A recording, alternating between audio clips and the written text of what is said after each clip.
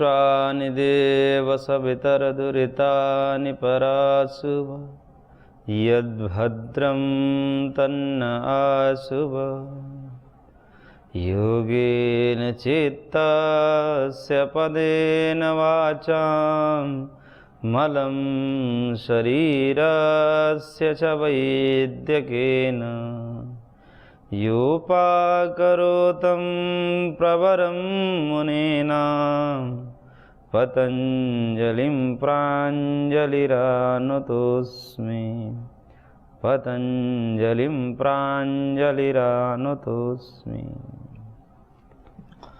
ओम श्री परमात्मने नमः। योग दर्शन के समाधिपाद के समापन की तरफ हम हैं, जिसमें सूत्र संख्या 47 में महर्षि ने कहा निर्विचार वैशारद्य अध्यात्म प्रसाद। निर्विचार जो समापत्ति है, जो कि एक उच्चतम अवस्थिति है संप्रज्ञान समाधि की दृष्टिकोण से देखा जाए तो एक उच्चतम स्थिति है, क्योंकि सूक्ष्म विषयों में होने वाली समापत्ति का नाम विचार है, और उसमें भी सविचार और निर्विचार। निर्विचार उससे भी ऊंची स्थिति है। अर्थमात्र निर्भास वाले जो सूक्ष्म विषय हैं, उनमें जब योगी की परिपक्वता हो जाती है, उसकी प्रवीणता हो जाती है, उसकी धारा प्रवाहिता हो जाती है समाधि की, तब कह रहे हैं महर्षि सूत्रकार कि उस समय उसका अध्यात्म प्रसाद होता है। अध्यात्म प्रसाद अध्यात्मं करणं बुद्धित्यर्थः तस्य प्रसादः परम नैर्मल्यम। अध्यात्म अर्थात करण बुद्धि, और उसका बुद्धि की जो शुद्धि है, उसकी परम निर्मलता है, उसको प्रसाद का है। तो जब निर्विचार समापत्ति की वैशालता होगी, परिपक्वता होगी, यानी कि बारंबार निर्विचार समापत्ति में स्थिति योगी की बनेगी, तो उस स्थिति के परिणाम स्वरूप जो होगा उसके चित्त की निर्मलता हो जाएगी, वह चित्त परम निर्मल हो जाएगा। इसी को कहा अध्यात्म प्रसाद, यानी कि अंतःकरण की निर्मलता।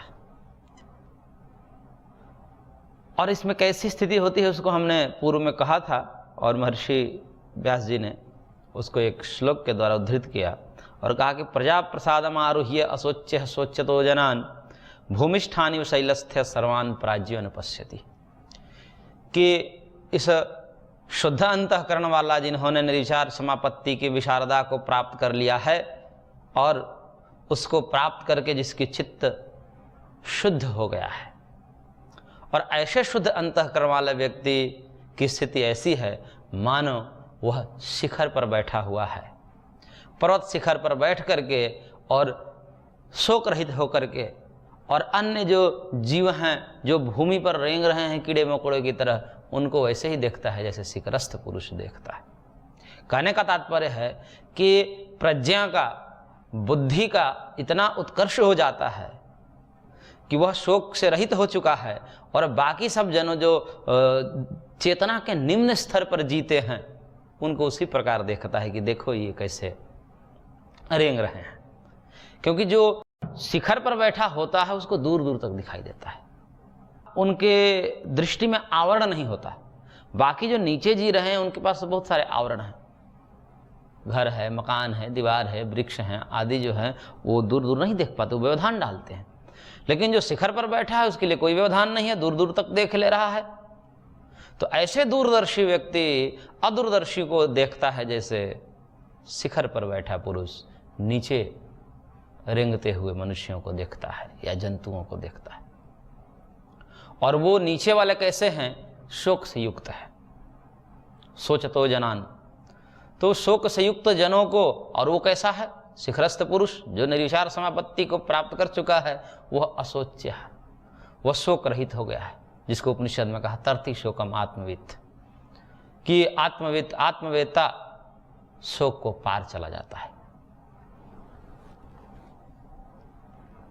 तो उस शोक के पार की स्थिति में उसके चेतना का स्तर ऐसा हो जाता है कि वो दूर दूर तक सब देख लेता है। बाकी जो मनुष्य हैं उनकी दूरदर्शिता नहीं होती, वो बहुत निम्न स्तर से जीते हैं, चेतना का स्तर भी उनका निम्न रहता है, इस कारण से दूरदृष्टि नहीं विकसित हो पाती। लेकिन वह शोक से रहित हो चुका है, तो उसके एक बढ़िया श्लोक द्वारा यहाँ पर प्रस्तुत किया महर्षि ने। अब जब चित्त की निर्मलता होती है, वो चित्त की निर्मलता में क्या होता है, उसमें तो महर्षि ने कहा पूर्व में भूतार्थ विषय, कि चित्त की जब निर्मलता हो जाती है निर्विचार वैराग्य होने पर, तब भूतार्थ विषय यानी कि वस्तु का यथार्थ स्वरूप प्रकाशित होता है। वस्तु जैसी होती है वैसा यथार्थ स्वरूप वस्तु का प्रकाशन होता है। और उस समय प्रज्ञा की स्थिति क्या होती है, बुद्धि की स्थिति क्या होती है, उस स्थिति को वर्णन करते हुए महर्षि सूत्रकार आगे कह रहे हैं सूत्र संख्या 48 में, ऋतंभरा तत्र प्रज्ञा, यानी कि उस समय ऋतंभरा नामक एक प्रज्ञा उत्पन्न होती है, बुद्धि उत्पन्न होती है, एक विवेक ख्याति उत्पन्न होती है। और उसको व्याख्या करते हुए महर्षि भाष्यकार कह रहे हैं व्यास जी कि तस्मिन् समाहित चित्तस्य या प्रज्ञा जायते तस्याः ऋतंभरे इति संज्ञा भवति। उस समाहित चित्त, योगस्थ चित्त, समाधिस्थ चित्त वाले व्यक्ति को, योगी को, जो प्रज्ञा, जो विवेक, जो बुद्धि उत्पन्न होती है, उसका नाम है ऋतंभरा। ऋतंभरा एक नाम है। और उसके विषय में कह रहे हैं अनवर्था च सा सत्यमेव विभर्ति, ये इसकी अनवर्थ संज्ञा है, प्रवृत्ति निमित्त संज्ञा है, इसके गुणधर्म के आधार पर इसके नाम दिए गए हैं। क्यों? तो कह रहे हैं कि सत्यमेव विभर्ति इति ऋतंभरा, जो केवल ऋत यानी कि सत्य को ही धारण करती है, असत्य का धारण नहीं करती, वह ऋतंभरा है। यानी कि ऐसी बुद्धि जिस बुद्धि में अब असत्य का कोई स्थान नहीं रह गया, असत्य से रहित जो बुद्धि है उसी का नाम ऋतंभरा प्रज्ञा है। उस स्थिति में क्या कहा महर्षि ने कि न च तत्र विपर्यास ज्ञान गंधो अपि अस्ति इति। उस समय विपर्य यानी कि मिथ्या ज्ञान का गंध भी नहीं होता वहां पर। यानी कि इस परिस्थिति में जब आ जाता है योगी कि जब अंतःकरण परम निर्मल हो जाता है, और उस परम निर्मल वाले अंतःकरण में एक ऋतंभरा नामक प्रज्ञा उत्पन्न होती है, जिसमें अज्ञान का, मिथ्या ज्ञान का, अविवेक का लेश भी, गंध भी नहीं रहता। यानी कि आंशिक रूप में भी उसके अंदर अविद्या, विवेक, मिथ्या ज्ञान ये सब नहीं हो सकते, क्योंकि सब कुछ देख लेता है। मिथ्या ज्ञान कब होता है? जब वस्तु हमारे आंखों के सामने नहीं हो, अथवा आंखों के सामने हो लेकिन दृष्टि बाधित हो, प्रकाश इत्यादि की कमी हो, तब सामने रखी हुई वस्तु को भी हम ठीक से ज्ञान नहीं कर पाते, अथवा वस्तु सूक्ष्म हो, व्यवहित हो, विप्रकृष्ट हो, यानी कि व्यवधान से युक्त हो, ढकी हुई हो, दूर हो हमारे आंखों से, ऐसी वस्तु भी, उस वस्तु के विषय में जो ज्ञान होता है हमें, उसमें विपर्यास का गंध हो सकता है। परंतु इस प्रकार के योगी को जो निर्विचार समापत्ति तक पहुंच चुका है, उसके लिए तब कोई भी विषय ऐसे नहीं है जिसको अपने समाधि का विषय न बना सकता हो, समाधि के माध्यम से उसका साक्षात्कार न कर सकता हो। ऐसी कोई वस्तु नहीं है इस जगत में, क्योंकि सूक्ष्म विषयत्वम चालिंग पर्यवसानम, सूक्ष्म विषय से लेकर प्रकृति पर्यंत सत्व रज तम जो माया है, वहां तक उसकी पहुंच हो जाती है, तो उसके लिए अब कोई अगम्य चीजें ही नहीं रह जाती, ऐसी कोई वस्तु नहीं रह जाती जिसको न जान पाए।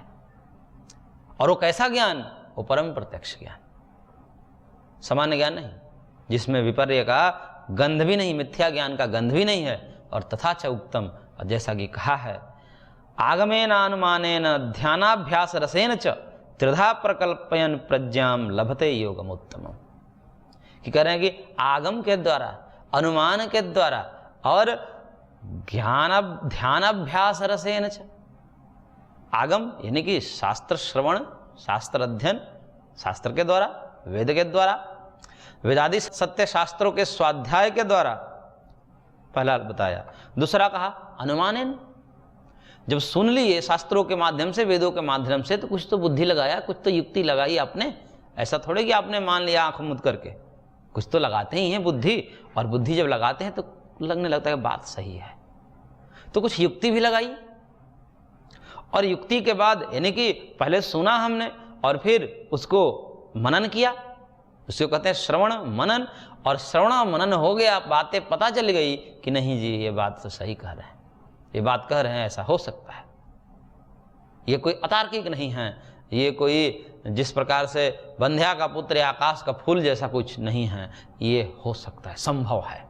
इस प्रकार से जब श्रुति और युक्ति से पता चल गया तब क्या करना पड़ेगा, ध्यान अभ्यास रसेन च, ध्यान रूपी अभ्यास के रस के द्वारा बारंबार उसका निधिध्यासन करें, बारंबार आचरण में करें, बारंबार जप तप ध्यान धारणा आदि के माध्यम से उसको और सुदृढ़ करें।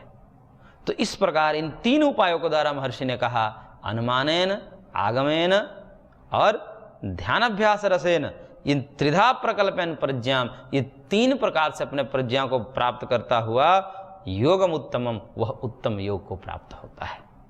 उत्तम योग अर्थात असंप्रज्ञात योग को प्राप्त होता है। असंप्रज्ञात समाधि भगवत साक्षात्कार स्वरूपावस्थिति, उसको प्राप्त होता है।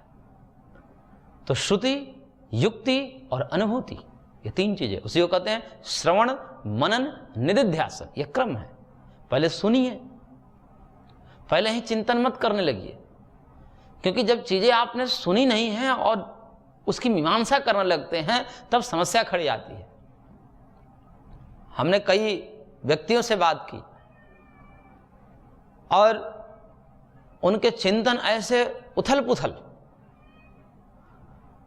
पुथल का कारण यह है कि उन्होंने विधिवत सुना नहीं। शास्त्र को कम से कम सुन लिया जाता है पहले, और पहले सुन करके तब उसमें प्रश्न प्रतिप्रश्न शंकाएं, उसमें संशय उठाए जाते हैं। लेकिन पहले आपने सुना ही नहीं, पहले ही संशय उठाने लगे और ऐसे अपने बुद्धि को अनियंत्रित कर देते हैं कि बुद्धि बिखर जाती है नाना रूपों में, और बिखरी हुई बुद्धि बड़ी खतरनाक होती है।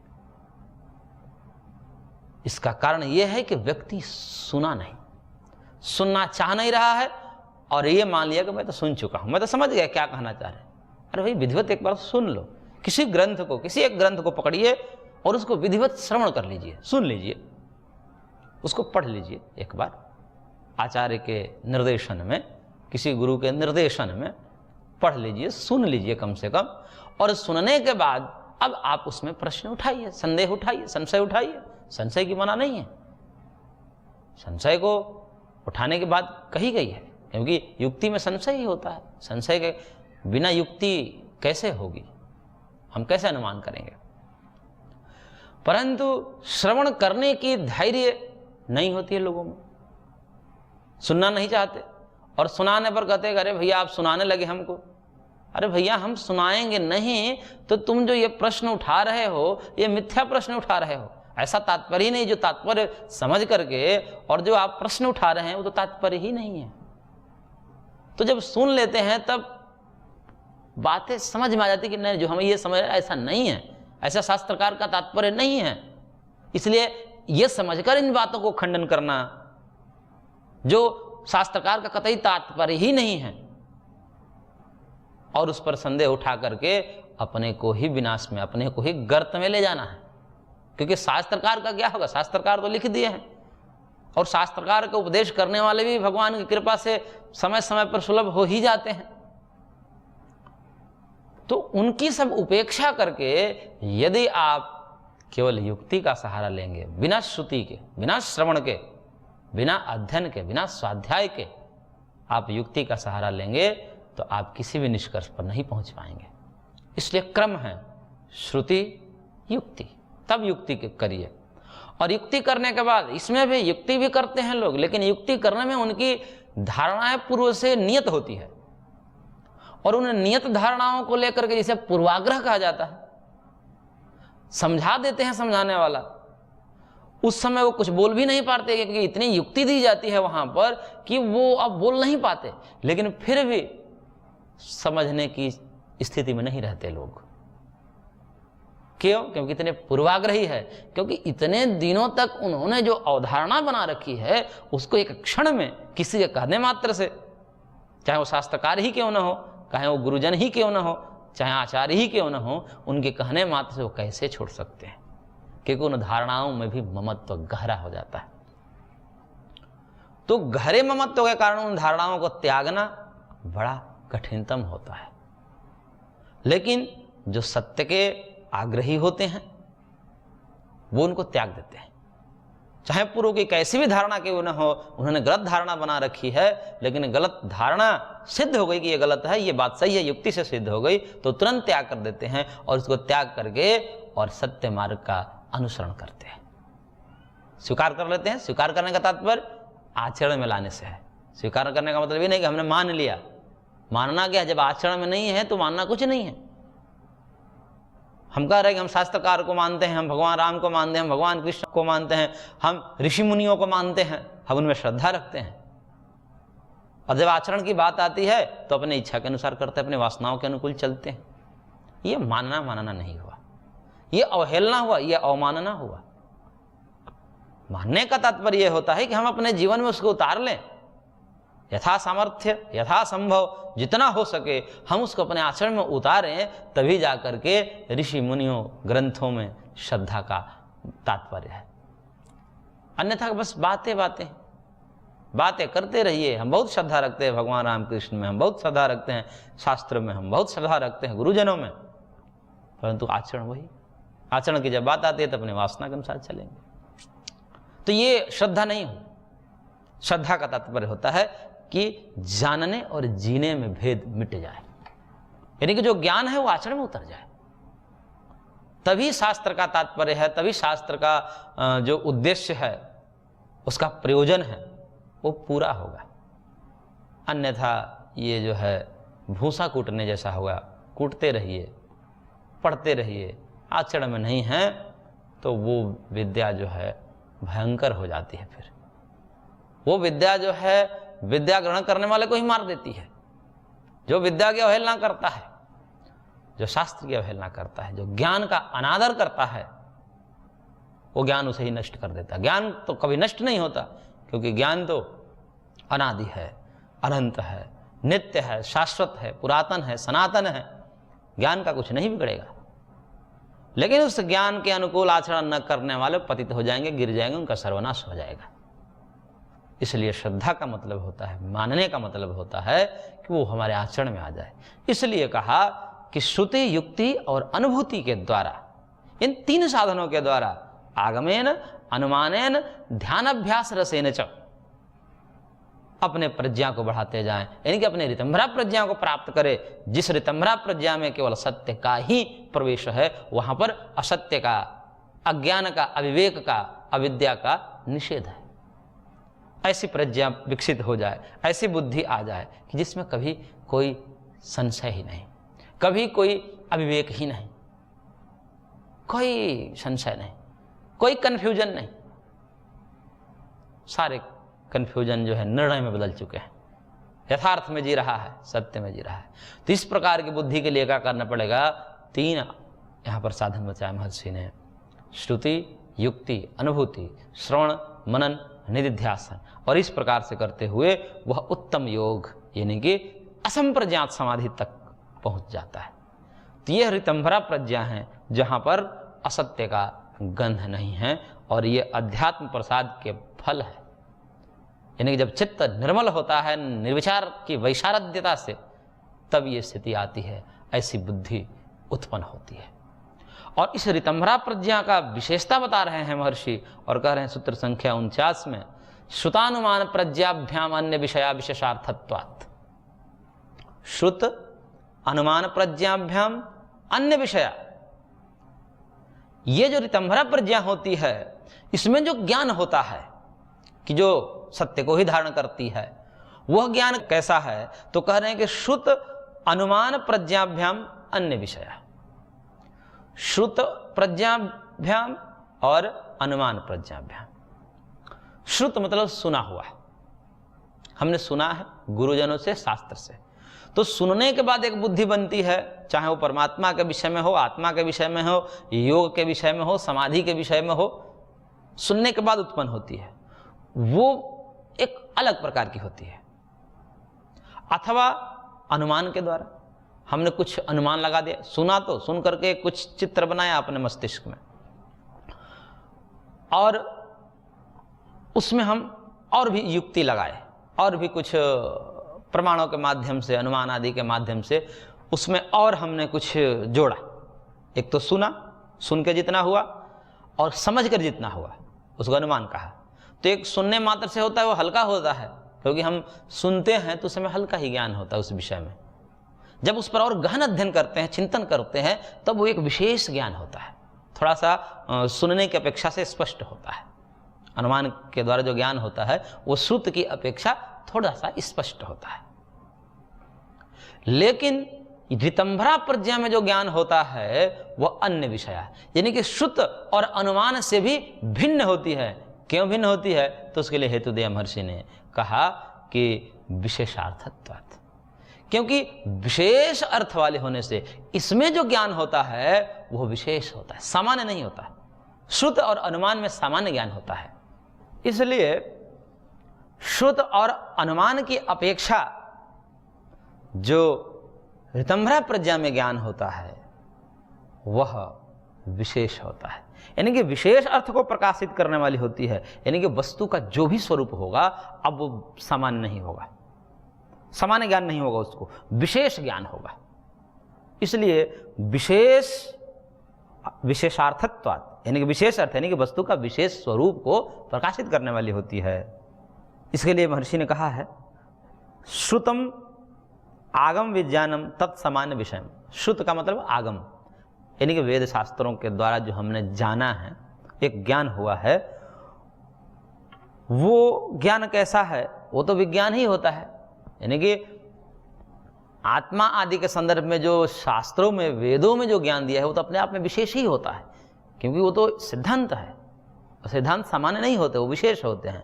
लेकिन उन चीज को हम देख नहीं पाते, अनुभव नहीं कर पाते, इसलिए वो सिद्धांत भले ही विज्ञान है, विशेष ज्ञान है, लेकिन हमारे लिए श्रुत होने से, अनुभूत न होने के कारण वो सामान्य होते हैं।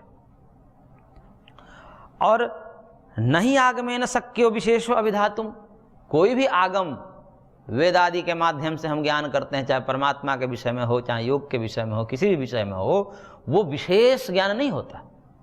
वो आगम या वो श्रुत ज्ञान विशेष अर्थ को प्रतिपादित करने में समर्थ नहीं होता। करेंगे कस्मात, क्यों नहीं होता? तो करेंगे नहीं विशेषेण कृत संकेत शब्द इति, क्योंकि ये शब्द और अर्थ के संकेत जो है वो विशेष में सक्षम नहीं है, विशेष अर्थ में नहीं किया जाता है, वो सामान्य अर्थ में ही उसका अध्यास किया जाता है। यह शब्द इसका बोधक है इस रूप में। तो इसलिए तथा अनुमानम सामान्य विषय में, इसी प्रकार से अनुमान भी सामान्य विषय का ही ज्ञान कराता है, यानी कि वस्तु के समान विषय का ज्ञान कराता है। उस वस्तु के संबंधित जो सामान्य ज्ञान है वही कराता है।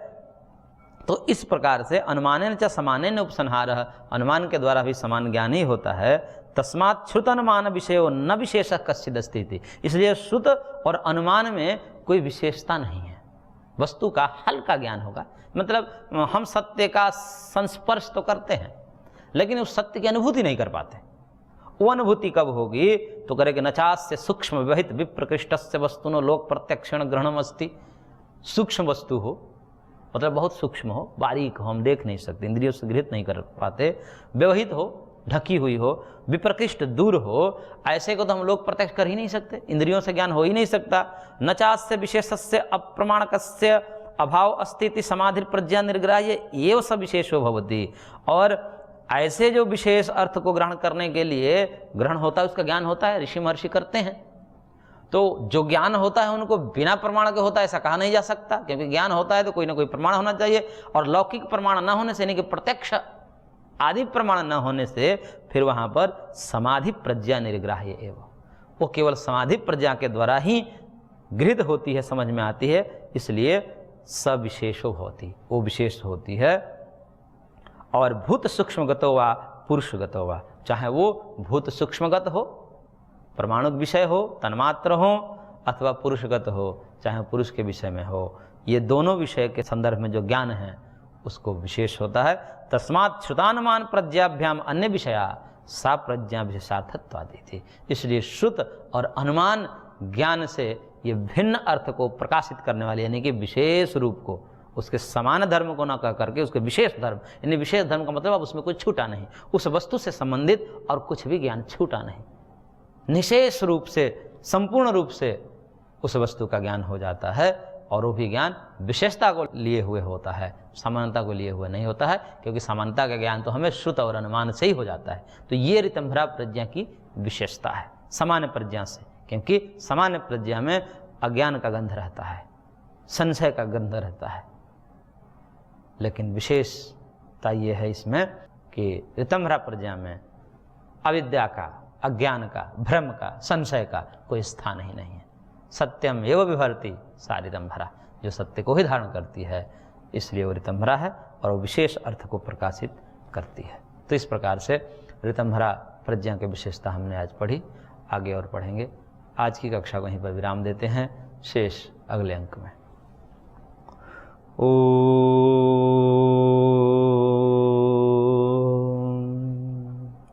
शांति शांति शांति।